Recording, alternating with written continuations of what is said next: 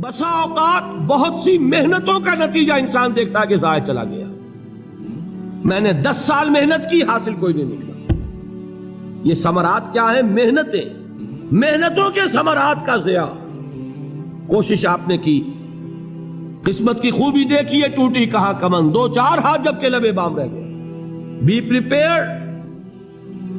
ایک شاعر کے یہ اشعار ہیں، وہ کمیونسٹ تھا، میں نام بھی نہیں لیتا، لیکن یہ کہ یہ اسی انقلابی، چونکہ ان کا بھی ایک انقلابی نظریہ ہے، انقلابی عمل میں یہ سارے مراحل آتے ہیں.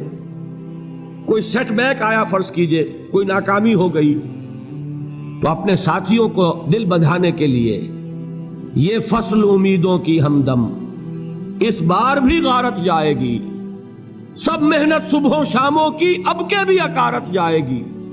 میرے نبی کے ثمرات کا جو لفظ یہاں آیا ہے، وَنَقْصٍ مِّنَ الْأَمْوَالِ وَالْأَنفُسِ وَالثَّمَرَاتِ، سب محنت صبحوں شاموں کی اب کے بھی اکارت جائے گی.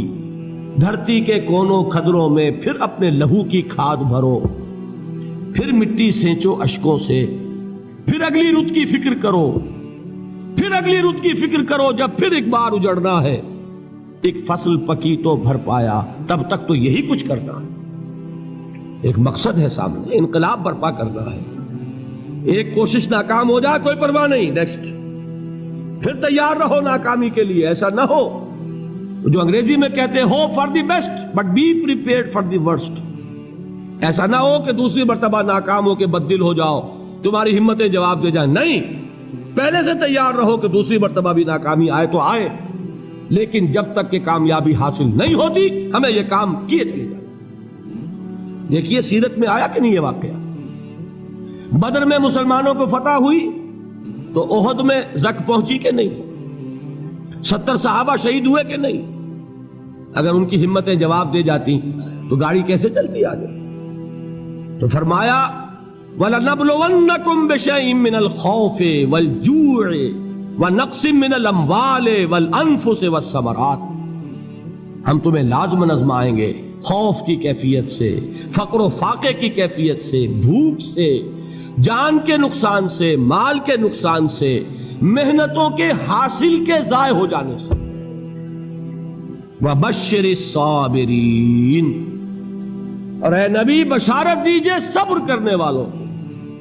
الَّذِينَ إِذَا أَصَابَتْهُمْ مُصِيبَةٌ، وہ کہ جب ان پر کوئی تکلیف آئے، کوئی مصیبت آئے، کوئی آزمائش آئے، قالوا انا للہ وانا الیہ راجعون، وہ یہ کہیں کہ ہم اللہ ہی کے ہیں، اللہ ہی کی طرف لوٹ جانا ہے. یہ وہی انداز ہے جو میں نے فارسی کا شعر سنایا تھا آپ کو کہ سرے تسلیم خم ہے جو مزاج یار میں آئے. وہ ہمارا مولا ہے، ہمارا آقا ہے، اگر اسے یہی منظور ہے تو ہمیں بھی یہی منظور ہے. میں نے تسلیم و رضا کی بات کی تھی نا، آپ کو کچھ شعر سنائے تھے. ایک شعر اور سنیے، اور یہ کس کا ہے؟ محمد علی جوہر کا.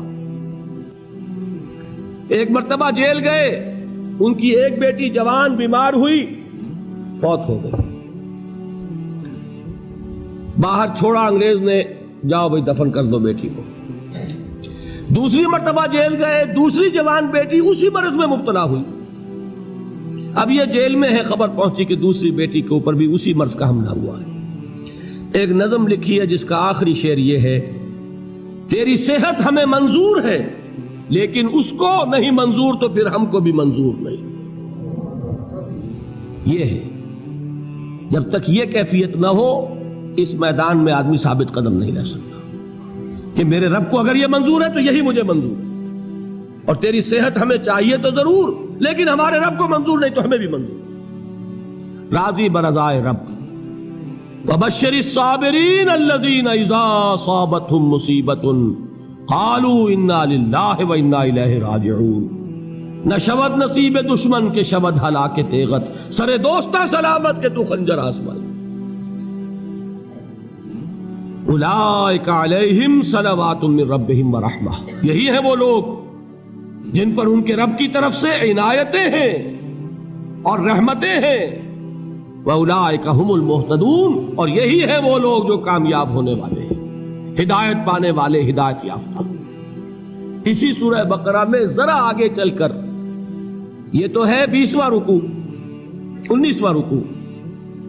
21ویں رکوع کی پہلی آیت ہے لیس البر ان تولوا وجوہکم قبل المشرق والمغرب ولکن البر من آمن باللہ والیوم الآخر والملائکۃ والکتاب والنبیین وآتى المال على حبه ذوي القربى واليتامى والمساكين وابن السبيل والسائلين وفي الرقاب وأقام الصلاة وآتى الزكاة والموفون بعهدهم إذا عاهدوا والصابرين في البأساء والضراء وحين البأس. اب یہ آیت جو ہے سورۃ العصر میں جو مضامین آئے تھے سارے اس میں موجود ہیں. وہاں ایمان کا لفظ آیا، یہاں 5 ایمانیات کی تفصیل آ گئی، اعمال کی تفصیل آئی، اور آخری بات وہاں کیا ہے وتواصوا بالصبر، اور یہاں کیا ہے والصابرین فی البأساء والضراء وحین البأس. اور صبر کرنے والے، اصل نیکی ان کی ہے جو صبر کریں. کس میں؟ جنگ کے وقت. ضرائے، بأسائے، بأسا کہتے ہیں فقر اور فاقہ. واحد آئے گا باس تو اس کے معنی جنگ، اور باسا جمع میں آئے گا تو فاقہ، فقر، بھوک. اور ذرائع جسمانی تکلیف، ضرر، جسمانی تکلیفوں میں صبر کرنے والے، فقر اور فاقے میں صبر کرنے والے، اور جنگ کے وقت صبر کرنے والے. اولئک الذین صدقوا واولئک هم المتقون. یہ ہیں وہ لوگ جو صبر کرنے والے ہیں، یہ ہیں جو سچے ہیں، جو اپنے دعوے میں نیکی کے اور ایمان کے صادق ہیں، اور یہی وہ لوگ ہیں جو متقی. اگلی سورت ہے سورہ آل عمران، اس میں 2 لفظ آئے ہیں. آخری آیت یا ایھا الذین آمنوا اصبروا وصابروا ورابطوا واتقوا اللہ لعلکم تفلحون.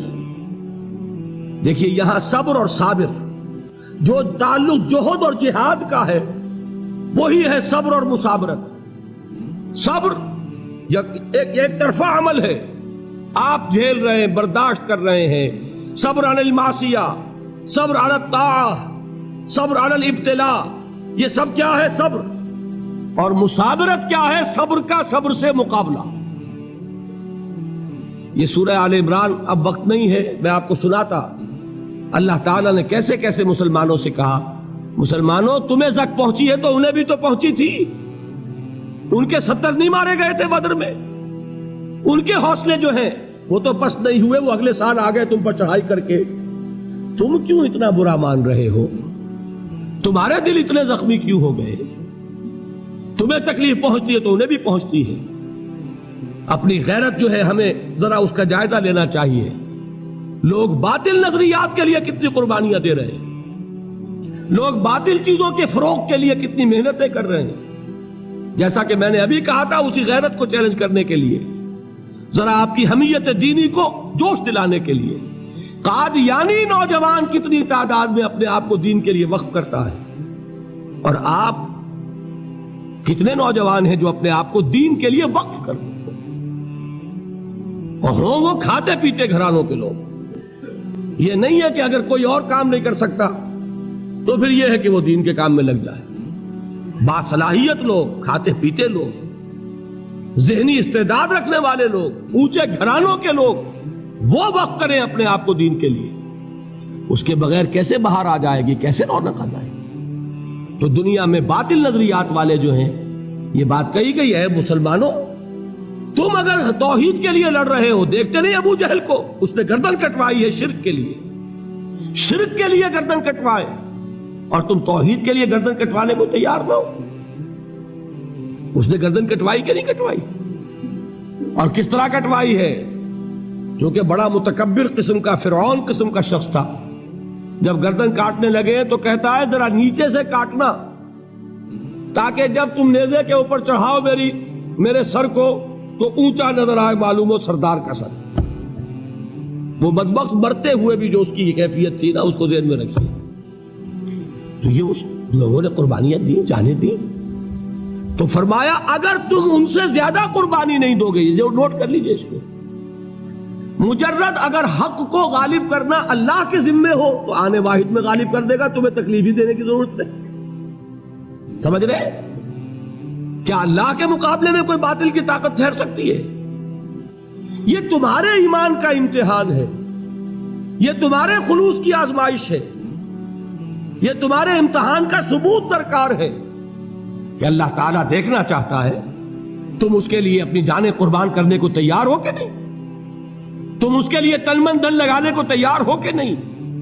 اور یہ جان لو کہ اگر کفار اور مشرکین اور ملحدین اور باطل نظریات والے وہ جو کچھ قربانیاں اپنے باطل نظریات کے لیے دے رہے ہیں ان سے زیادہ اگر تم نہیں دو گے تو حق غالب نہیں ہوگا۔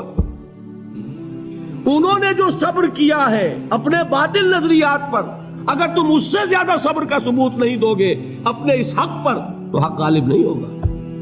اس لیے فرمایا یا ایھا الذین آمنوا اصبروا وصابروا، نہ صرف یہ کہ صبر کرو بلکہ صبر میں اپنے دشمنوں سے آگے نکلو، ان کے صبر سے بڑھ کر صبر کرو۔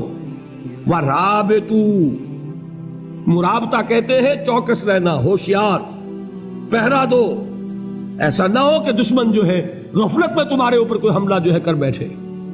وَاتَّقُوا اللَّهَ، اور اللہ کا تقوی اختیار کرو، لعلکم تفلحون، تاکہ تم فلاح پاؤ۔